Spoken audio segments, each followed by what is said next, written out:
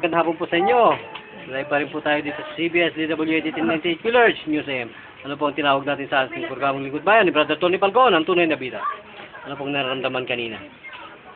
Parang hinihingal ka lang. So, nung kayo po ay nahipo ng ating Lingkod Bayan, Diyos Guwang Therapy, ano pong nararamdaman? Okay naman.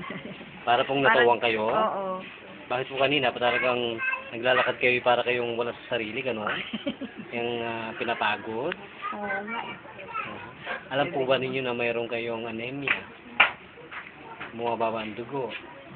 Ay, ganun. Kaya kayo para kayong lantutay.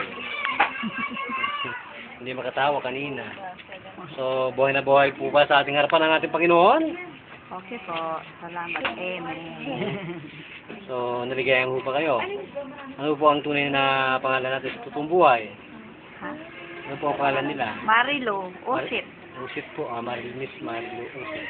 Ilang taong gulang na po kayo? 54. Before ilang taon na po kayong pinapagapag ng ganyang panghihina. Kailan lang ho kasi galing din ako nagkasakit eh. So ngayon po, ano talagang nararamdaman ninyo? Parang gumaan man yung pakiramdam ng Ganon. Sige po, Samang Tony. Ito pa rin po ang inyong Lingkod Bayan, si Brother John. Nagbabalita. Ito po,